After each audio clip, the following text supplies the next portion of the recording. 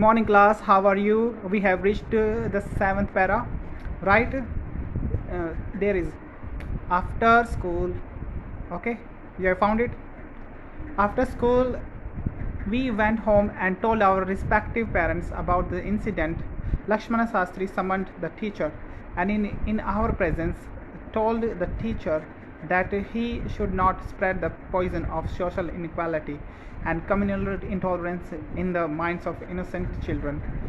He bluntly asked the teacher to either apologize का मतलब होता है माफ़ी मांगना, और क्विट का मतलब होता है छोड़ना, quit the school and the island.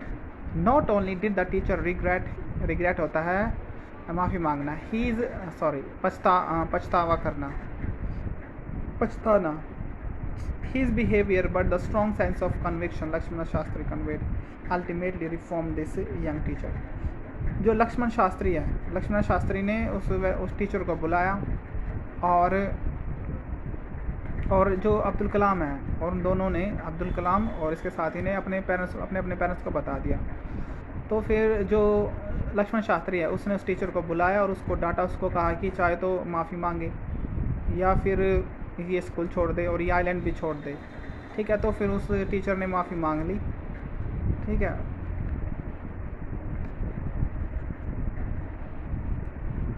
On the whole, the small society of Rameshwaram was very rigid in terms of segregation of different social groups.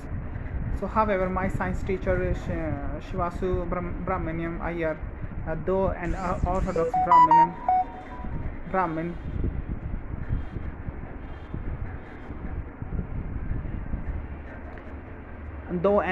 Brahmin, with a very conservative wife and was something of a rebel.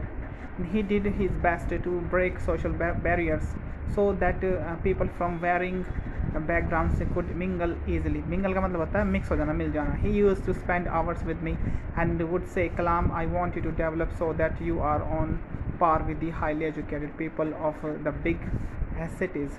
और जो शिवासु ब्राह्मण्यम है वो एक हिंदू ब्राह्मण family से belong करते हैं और ये साइंस के टीचर हैं अब्दुल कलाम के. तो उसकी एक कंजर्वेटिव कहता है रूढ़िवादी बीवी उसकी पत्नी है. और जो शिवाशु ब्राह्मणी है वो बहुत कोशिश करते हैं सोशल बैरियर्स को तोड़ने के लिए, जो जातिवाद है इसको ख़त्म करने के लिए बहुत ज़्यादा प्रयास करते हैं.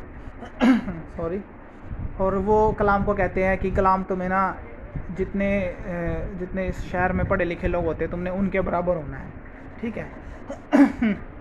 One day he invited me to his home for a meal.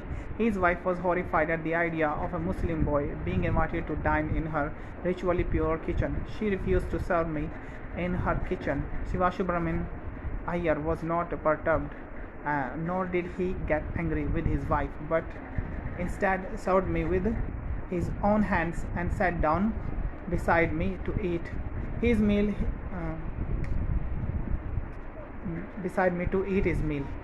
His wife watched us from behind the kitchen door. I wonder whether she had observed my difference in the way I ate rice, drank water, or cleaned the floor after the meal.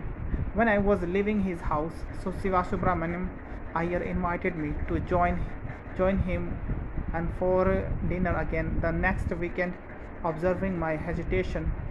So he told me not to get upset, saying once you decide to change the system, as such problems have to be confronted. When I visited his house the next week, so Shiva Subramanian Iyer's wife took me inside her kitchen and served me food with her own hands. अब क्या हुआ कि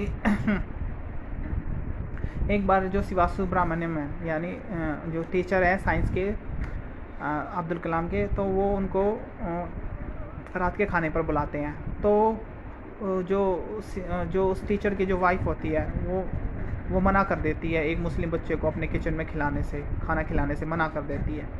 तो फिर जो लेकिन जो शिवा सुब्रमण्यम है वो अब्दुल कलाम को फूड सर्व करता है और उसके साथ ही बैठकर खाता है. और जब वो खाना खा लेते हैं तो जो शिवा सुब्रमण्यम है वो अब्दुल कलाम को कहता है कि तुम है ना नेक्स्ट बार हो रहा ना मेरे साथ मुझसे मेरे साथ डिनर पर नेक्स्ट टाइम हो रहा ना। तो फिर वो नेक्स्ट टाइम जब डिनर पर जाते हैं तो नेक्स्ट टाइम पर जब अब्दुल कलाम उनके घर आता है तो उसकी वाइफ है जो उसकी टीचर की जो वाइफ है वो उसको खाना खिलाती है और उसको कहता है कि जब हम किसी चीज़ को चेंज करने में जाते हैं तो सिस्टम को चेंज करने में जाते हैं तो ऐसी प्रॉब्लम्स आना तो लाजमी है। Then the Second World War was over and the India's freedom was imminent. Indians will build their own India, declared Gandhi ji.